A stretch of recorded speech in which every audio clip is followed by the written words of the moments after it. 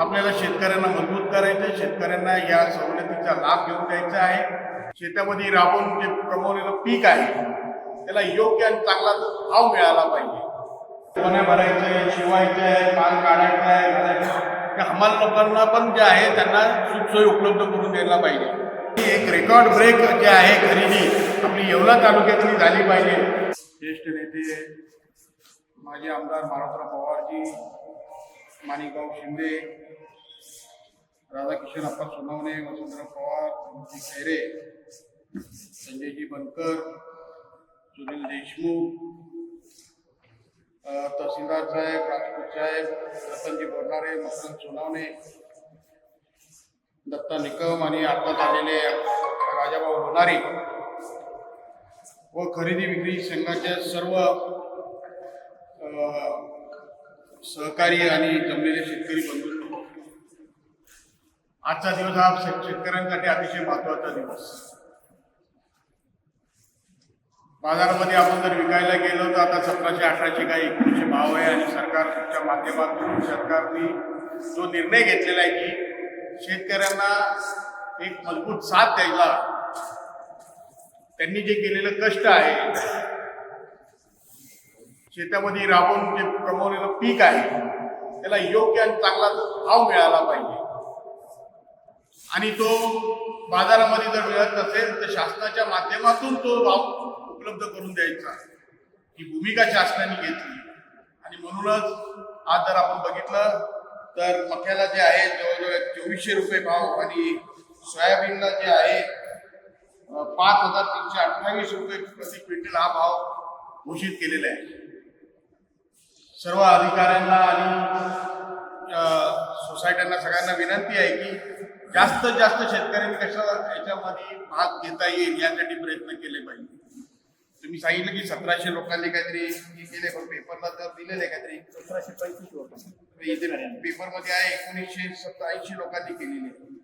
दोन्ही मिळून 31 तारखेपर्यंत आता या पुढच्या दिवसांमध्ये जेवढ्या लोकांपर्यंत आपल्याला पोहोचवता येईल आणि आज शुभारंभ झालाय ती बातमी सगळीकडे पोहोचवा, म्हणजे शेतकऱ्यांचा सहभाग वाढला तर शेतकऱ्यांना 2 पैसे जास्त मिळतील आणि त्याच्यामुळे जे आहे शेतकरी हा आणखी पायावर आपला मजबूत राहील। आपलं हे वर्ष जर बघितलं तर आपण पावसाचं फार मोठा कहर केलेला होता सगळीकडे। पाणी तर आपल्याला पाहिजे, पाऊसही पाहिजे असं, परंतु अतिवृष्टी झाल्यावर काय हालत होती हे आपण येवलेकरांनी यावेळी बघितलेलं आहे। मी त्या वेगवेगळ्या गावामध्ये फिरलो, मका जो आहे तो सुकायला असा रस्त्यावर टाकण्यात आला होता आणि टाकल्यानंतर परत पाऊस येत होता। अतिशय नुकसान जे आहे शेतकऱ्यांचं यावेळी झालेलं आहे आणि त्याच्यातून तो वाळवल्यानंतर जो काय उरलेला जो काय मका आहे तो आता तो विक्रीला जर येत असेल तर त्यांना 2 पैसे ते मिळायला पाहिजे।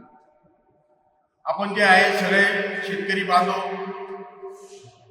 शेतकरी हा कणा आहे हा देशाचा आणि शेतकऱ्यांच्याच भरोशावर जे आहे सरकार जे आहे वेगवेगळे जे आहे स्कीम्स राबवतो आणि म्हणून आपल्याला शेतकऱ्यांना मजबूत करायचं, शेतकऱ्यांना या सवलतीचा लाभ घेऊन द्यायचा आहे।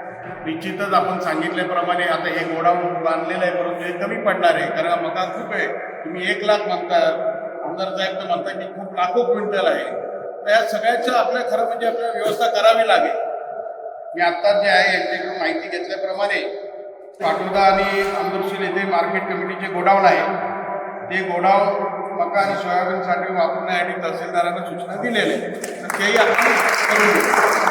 त्याच्यानंतर पण पुढे आणखी लागत असेल तर त्याची सुद्धा आपल्याला सोय करावी लागेल आणि आणखीन एक मोठं गोडाऊन इकडे आपल्याला बांधता येईल कारण साहेबांच्या अखत्यारीत असणारं एक खातं आहे आणि त्याच्या माध्यमातून आपल्याला आणखीन गोडाऊन चांगलं बांधता येईल, तर त्याच्यासाठी सुद्धा मी चांगली जागा बघायला सांगितली जेणेकरून अतिशय चांगला असं मोठा गोडाऊन आपण इकडे बांधू शकतो।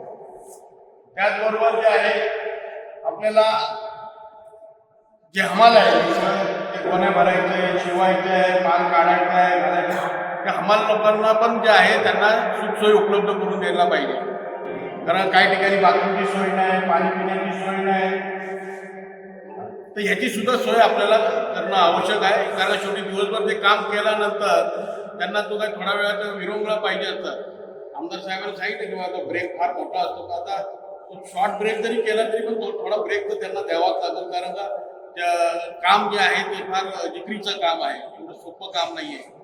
तर म्हणून त्यांनाही आपल्याला बरोबर घेऊन त्यांनाही ताकद द्यायला पाहिजे, त्यांची काळजी आपण घेतली पाहिजे. त्याचबरोबर शेतकरी बांधव जेव्हा इकडे विकायला येतील तेव्हा पण दिवसभर ते थांबतील तेव्हा त्यांनाही ती सोय उपलब्ध करून द्यायला पाहिजे. तर पाणी आणि शौचालय ही प्राधान्याने जी सोय उपलब्ध केली, जर नसेल तर आपल्याला बांधायला लागेल, तर बांधण्याची त्वरित पाठवून द्या आणि त्याची सोय करून घ्या. अशा रीतीने अतिशय चांगल्या पद्धतीने साहेबांच्या माध्यमातून शेतकऱ्यांच्या भल्यासाठी हे पावलं उचलली गेलेली आहेत. येणाऱ्या काळामध्ये आणखी जे काही शेतकऱ्यांसाठी आपल्याला काम करायचं ते निश्चितपणे आपण करू. आपण जर बघितलं तर शेतकऱ्यांचा सगळ्यात महत्वाचा विषय पाण्याचा होता. बांधरपाडासारखा प्रकल्प आता पूर्णत्वास आला यावर्षी. त्याच्यामध्ये सगळे बंधारे जे आहे ओव्हरफ्लो झालेले आहेत. पाणी पुढे पहिल्या पुढच्या पुढे गेलं यावेळेस. तर अशा रीतीने आपण शेतकऱ्यांच्या पाठीशी उभं आहोत, शेतकऱ्यांच्या भल्यासाठी उभं आहोत. शेतकऱ्यांनी केलेलं कष्ट मेहनत त्याची चीज जे आहे त्याचं झालं पाहिजे या दृष्टीने साहेबांनी जे आहे वेगवेगळे उपक्रम राबवत जे आहे शेतकऱ्यांना जे आहे मदत करण्याचं काम केलेलं आहे असं याच निमित्ताने सांगतो. त्याचबरोबर आलेले सर्व मान्यवर आणि सर्व शेतकरी बांधवांचे मी मनापासून आभार व्यक्त करतो. आणि निश्चितपणे आपल्या सगळ्या सूचना ज्या मांडलेल्या आहेत त्या सूचनेच्या अधिकाऱ्यांच्या माध्यमातून पालन होईल. आमदार साहेबांनी सांगितलं त्याचंही पालन होईल आणि कुठेही कोणालाही त्रास होणार नाही, शेतकरी बांधवांना त्रास होणार नाही. त्यांच्या अकाउंटमध्ये त्वरित पैसे पण जायला पाहिजे, त्याची पण आपण व्यवस्था करा. आणि आता शेतकरी थांबले, आपले पैसे नाही मिळाले, परत तो मोबा माणूस इकडे फिरत बसतो तर त्याला त्रास होता कामा नये. त्वरित पैसे मिळायला पाहिजे. शासनाने जे आहेत पैसे ते सुद्धा उपलब्ध करून दिलेले आहेत. त्याच्यामुळे कर्मचारी वर्ग, शेतकरी बांधव, हमाल वर्ग या सगळ्यांनी जे आहे संयुक्त रीतीने व्यवस्थितरित्या काम केलं पाहिजे. नोंदणी सुद्धा जास्तीत जास्त पद्धतीने कशी होईल यासाठी सुद्धा प्रयत्न केले पाहिजे. आणि एक रेकॉर्ड ब्रेक जे आहे खरेदी आपली येवला तालुक्यातली झाली पाहिजे. असा आपल्या राज्यामध्ये आपला जो आहे एक नंबर आला पाहिजे, अशा पद्धतीचं काम आपण करायला पाहिजे अशी मी सगळ्यांना विनंती करतो. पुन्हा एकदा आपल्या सर्वांना मनापासून शुभेच्छा. धन्यवाद. जय हिंद, जय महाराष्ट्र.